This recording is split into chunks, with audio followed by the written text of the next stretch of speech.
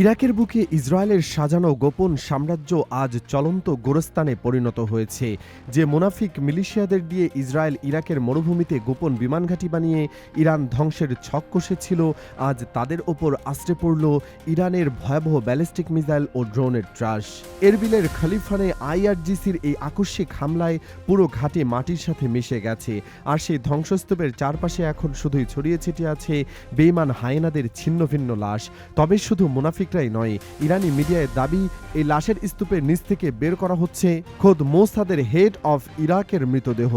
আর এ মৃত্যুর খবর পেয়ে আতঙ্কিত আমেরিকা এরবিলের আকাশে তড়িঘড়ি করে ফাইটার জেট উড়িয়ে প্রমাণ করে দিল ইরানের আজকের এই আঘাত ইসরায়েল ও আমেরিকার একেবারে কলিজা ছিঁড়ে গেছে। কিন্তু ইরাকের জনশূন্য মরুভূমিতে বেদুইন তাঁবুর ছদ্মবেশে ইসরায়েল বিমান বাহিনী ঠিক কিভাবে তাদের যুদ্ধবিমান ওঠানামার এক বিশাল গোপন ঘাঁটি তৈরি করেছিল?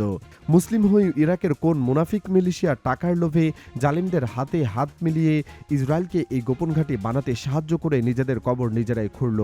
আর সবচেয়ে বড় প্রশ্ন, এরবিলে মিসাইল পড়ার সাথে সাথে কেন আমেরিকা তড়িঘড়ি করে আকাশে হেভি ফাইটার জেট উড়ালো?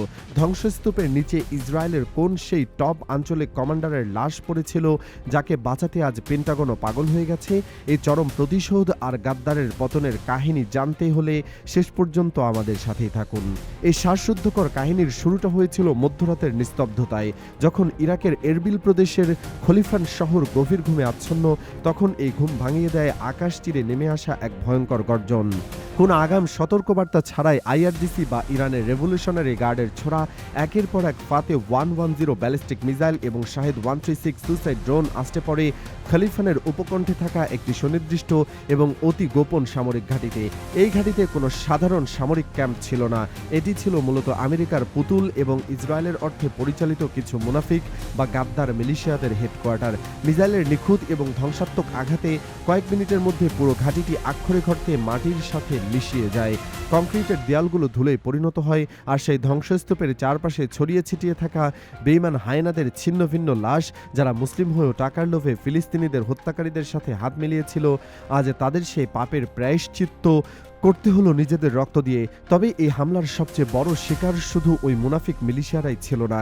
ইরানি মিডিয়া এবং আন্তর্জাতিক গোয়েন্দা সূত্রগুলোর দাবি, ওই রাতে সেই ঘাঁটিতে একটি অত্যন্ত উচ্চ পর্যায়ের গোপন বৈঠক চলছিল। ইরানের নিখুঁত গোয়েন্দা রাডার থেকে এই খবরটি কোনোভাবে লুকাতে পারেনি যে ওই বৈঠকে উপস্থিত ছিল ইসরায়েলের টপ আঞ্চলিক লিডারশিপের একজন শক্তিশালী প্রতিনিধি দল, আর তাদের নেতৃত্ব দিচ্ছিল স্বয়ং মোসাদের হেড অফ ইরাক বা ইরাকের অপারেশনের শীর্ষ কমান্ডার। আইআরজিসি ঠিক সেই মুহূর্তটির জন্যই অপেক্ষা করছিল, যখন নিশ্চিত হওয়া গেছে যে সব হায়নারা এক খাঁচায় বন্দী হয়েছে। তখনই তেহরান থেকে ফায়ার বাটন প্রেস করা হয়। এই নিখুঁত হামলায় ইসরায়েলের সেই টপ কমান্ডার এবং তার পুরো টিম মাটির নিচে চাপা পড়ে কুকুরের মতো মৃত্যুবরণ করেছে। যে মোসাদ নিজেদের বিশ্বের সবচেয়ে দুর্ধর্ষ গোয়েন্দা সংস্থা বলে দাবি করে, তারা খোঁজাখুঁজিও টের পায়নি যে তাদের মাথার উপর মৃত্যুর পরোয়ানা নিয়ে ইরান মিসাইলের ধেয়ে আসছে। আর এই হাই প্রোফাইল মৃত্যুর সবচেয়ে বড় প্রমাণ হলো আমেরিকার রিয়াকশন। খালিফানে মিসাইল পড়ার সাথে সাথে এরবিলের আকাশে ইউএসএফ বা ইউনাইটেড স্টেট এয়ারফোর্সের হেভি ফাইটার জেটের অস্বাভাবিক উড়াউড়ি শুরু হয়ে যায়। সাধারণ কোনো মিলিশিয়া মারা গেলে আমেরিকা এত রাতে আকাশে জেট উড়াতো না, কিন্তু ধ্বংসস্তূপের নিচে যখন তাদের সবচেয়ে আদরের মিত্র ইসরায়েলের টপ কমান্ডারের লাশ পড়ে থাকে, তখন পেন্টাগনও পাগলের মতো আচরণ শুরু করে। এই ফাইটার জেটগুলোর উড়াউড়ি প্রমাণ করে দেয় যে ইরানের আজকের এই আঘাতে ইসরায়েল এবং আমেরিকার একেবারে কলিজা ছিঁড়ে গেছে। কিন্তু প্রশ্ন হলো, আইআরজিসি কেন হঠাৎ করে খলিফানের এই নির্দিষ্ট মিলিশিয়া ঘাঁটিতে হামলা চালালো? কেন এই মুনাফিকদের উপর ইরানের এত ক্ষোভ? এর উত্তর লুকিয়ে আছে ওপেন সোর্স ইন্টেলিজেন্স বা OSINT বিশেষজ্ঞদের ফাঁস করা একটি চাঞ্চল্যকর রিপোর্টের মধ্যে। এই রিপোর্টটি প্রমাণ করে যে এই মিলিশিয়াদের শুধু আমেরিকার পুতুল ছিল না, তারা সরাসরি ইসরায়েলকে ইরান ধ্বংসের লজিস্টিক সাপোর্ট দিয়ে যাচ্ছিল। OSINT বিশেষজ্ঞদের মতে ইরাক এবং সিরিয়া সীমান্তের কাছে সবচেয়ে কাছের পাকা রাস্তা থেকে অন্তত 40 মাইল দূরে গহীন এবং জনশূন্য মরুভূমির বুকে একটি শুষ্ক হ্রদের বিশাল সমতল প্রান্ত রয়েছে। চারদিকে 50 মাইল পর্যন্ত কোনো জনবসতি নেই, শুধু বালু আর নীরবতা। এই জায়গাটিকে ইসরায়েলি এয়ারফোর্স বেছে নিয়েছিল তাদের একটি গোপন ফরওয়ার্ড অপারেটিং বেস বা রিফুয়েলিং ঘাঁটি হিসাবে। ইসরায়েল জানত যে তেহরানের কোনো বড় ধরনের মিসাইল হামলা চালাতে গেলে তাদের ফাইটার জেটগুলোকে মাঝপথে কোথাও না কোথাও রিফুয়েলিং বা জ্বালানি সংগ্রহ করতে হবে।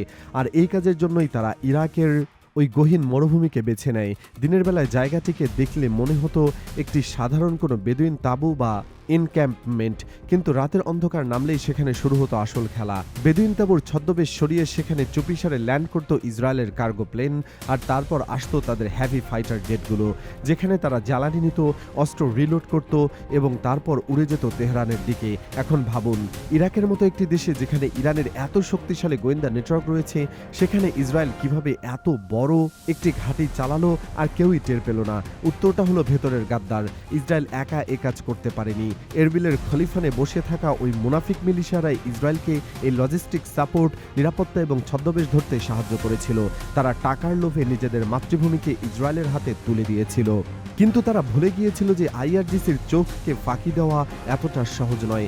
জুন মাসে যখন ইসরায়েলি এয়ারফোর্স হেভি কার্গো প্লেনগুলো সিরিয়া ইরাক বর্ডারের অত্যন্ত নিচ দিয়ে উঠছিল, তখনই ইরানের গোয়েন্দারা সন্দেহ করেছিল যে ডালমে কুচ কালা হ্যায়, নিশ্চয়ই কোনো গোপন তৎপরতা চলছে, কারণ ওই প্লেনগুলো কোনো রিফুয়েলিং ট্যাঙ্কার ছিল না। এরপর থেকে ইরানের গোয়েন্দারা খুঁজতে শুরু করে যে মরুভূমির বুকে কোথায় লুকিয়ে আছে ইসরায়েলের এই রিফুয়েলিং ঘাঁটি আর কারা তাদের সাহায্য করছে। অবশেষে যখন ওএসআইএনটি এর ডেটা এবং আইআরজিসির গ্রাউন্ড ইন্টেলিজেন্স মিলে যায়, তখন ইরানের সামনে গাদ্দারের পুরো ছবিটা পরিষ্কার হয়ে যায়। তারা বুঝতে পারে যে খলিফানের এই মিলিশিয়ারাই হলো সেই মির্জাফর, যারা ইসরায়েলের ফাইটার জেটগুলোকে মরুভূমিতে লুকিয়ে রাখছে।